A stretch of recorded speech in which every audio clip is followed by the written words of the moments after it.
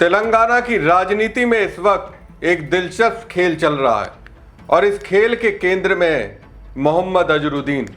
सवाल यह है कि आखिर बीजेपी ऐसा क्या दाव चल रही है जिससे रेवंत रेड्डी को बार बार बचाव की रणनीति बनानी पड़ रही है और राहुल गांधी तक को एक्टिव होना पड़ रहा है। कांग्रेस की कोशिशें साफ हैं, किसी भी कीमत पर अजहरुद्दीन को सुरक्षित रखा जाए, लेकिन बीजेपी की चालें इस पूरे मामले को और पेचीदा बना रही हैं। नमस्कार दोस्तों, मैं हूं परवीन सानी और आज सियासत की पिच पर सबसे बड़ा सवाल यही है, क्या अजहरुद्दीन क्लीन बोल्ड होने वाले हैं या आखिरी वक्त पर गेम पलटेगा। दोस्तों, क्रिकेट में 99 टेस्ट मैच खेलने के बाद भी 100वां टेस्ट ना खेल पाना और फिर मैच फिक्सिंग के आरोपों में करियर का अचानक खत्म हो जाना, अजहरुद्दीन की कहानी हमेशा अधूरी सी रही। हालांकि बाद में आरोपों से राहत मिली, लेकिन मैदान पर वापसी नहीं हो पाई। राजनीति में एंट्री हुई तो राहुल गांधी ने उन्हें मौका दिया। 2009 में मुरादाबाद से सांसद बने, लेकिन उसके बाद हार और खामोशी का दौर शुरू हो गया।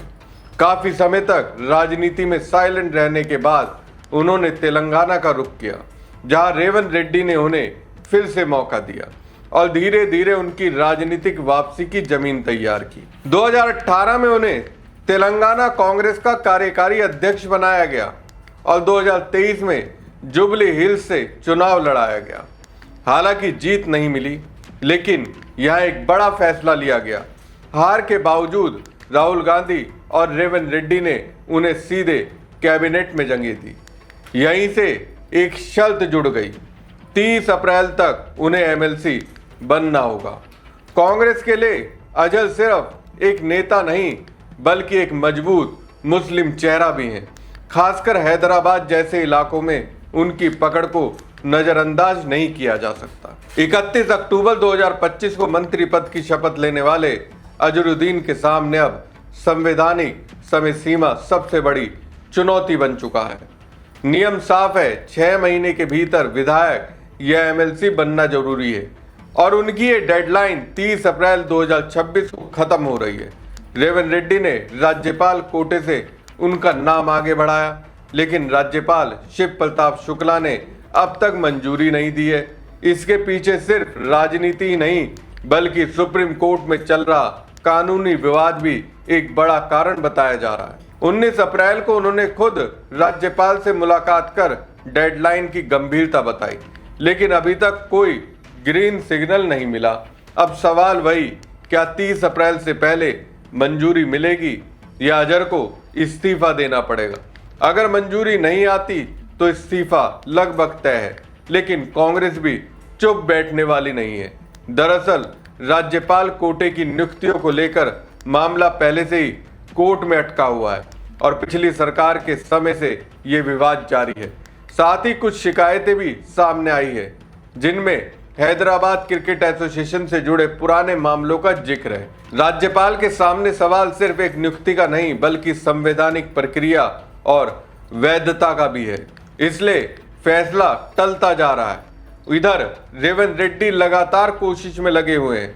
अगर 30 अप्रैल तक राज्यपाल का अप्रूवल नहीं आता तो अजहर को इस्तीफा देना ही होगा, लेकिन चर्चा है कि कांग्रेस उन्हें खोना नहीं चाहती। पार्टी का प्लान बी ये है कि अजहर 30 अप्रैल को इस्तीफा तो दे सकते हैं, लेकिन कुछ दिनों बाद उन्हें दोबारा मंत्री पद की शपथ दिलाई जा सकती है, जिससे उन्हें सदस्यता हासिल करने के लिए फिर से 6 महीने का नया समय मिल जाएगा। दूसरा तरीका यह है कि तेलंगाना में मई में कैबिनेट फेरबदल की चर्चाएं हैं। हो सकता है अजहर के मुसलमान चेहरा होने के नाते रेवंत रेड्डी दूसरे रास्ते से फिर से उन्हें मंत्री बना दे। हालांकि इसके लिए भी राज्यपाल की मंजूरी की जरूरत होगी। सरकार मंत्री बनाने की सिफारिश करेगी, लेकिन फाइनल मंजूरी तो फिर भी राज्यपाल की ही लेनी होगी।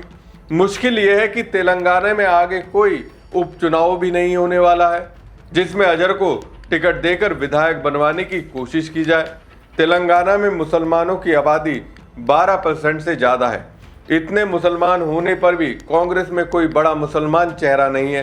रेवंत रेड्डी की करीब 2.5 साल पुरानी सरकार में भी कोई मुसलमान मंत्री नहीं है। अक्सर कांग्रेस और रेवंत रेड्डी को इसके लिए सुनना पड़ रहा था। मुसलमानों को मैसेज देने के लिए मोहम्मद अजहरुद्दीन को प्रमोशन मिला। तो दोस्तों, इस पूरी सियासी कहानी को अगर ध्यान से देखेंगे तो तस्वीर काफी हद तक साफ नजर आने लगती है। एक तरफ है राहुल गांधी और रेवंत रेड्डी, जो लगातार ये कोशिश करते दिख रहे हैं कि मोहम्मद अजहरुद्दीन जैसे चेहरे को राजनीति में स्पेस मिले, उन्हें आगे बढ़ने का मौका मिले और एक ऐसा वर्ग की आवाज को प्रतिनिधित्व मिले जो अक्सर खुद को हाशिए पर महसूस करता है। रेवंत रेड्डी ने जिस तरह से हार के बावजूद अजहरुद्दीन पर भरोसा जताया, उन्हें कैबिनेट में जगह दी, वो सिर्फ एक राजनीतिक फैसला नहीं था बल्कि एक मैसेज भी था कि राजनीति में सिर्फ जीत हार नहीं बल्कि प्रतिनिधित्व और भरोसा भी मायने रखता है। वहीं राहुल गांधी की रणनीति भी यही संकेत देती है कि कांग्रेस उन चेहरों को आगे लाना चाहती है जो सामाजिक संतुलन और विविधता को मजबूत करे। लेकिन दूसरी तरफ बीजेपी की भूमिका इस पूरे घटनाक्रम में सवालों के घेरे में आ जाती है। जिस तरह से मामला लगातार अटका हुआ है, जिस तरह की आपत्तियां और कानूनी पेश सामने आ रहे हैं, उससे धारणा बनती है कि कहीं ना कहीं इस मुद्दे को राजनीतिक तौर पर इस्तेमाल किया जा रहा है। सवाल ये भी उठता है कि क्या ये सिर्फ संवैधानिक प्रक्रिया है या फिर इसके पीछे एक सोची समझी रणनीति भी काम कर रही है जिससे कांग्रेस को बैकफुट पर लाया जा सके। और यही इस कहानी का सबसे अहम मोड़ है, क्योंकि यहाँ लड़ाई सिर्फ एक मंत्री की कुर्सी की नहीं है बल्कि नैरेटिव की है।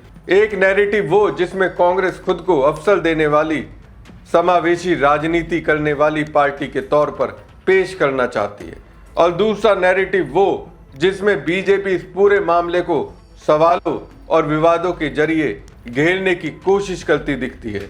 अब आगे क्या होगा? क्या 30 अप्रैल से पहले कोई रास्ता निकल आएगा या अजहरुद्दीन को इस्तीफा देना पड़ेगा?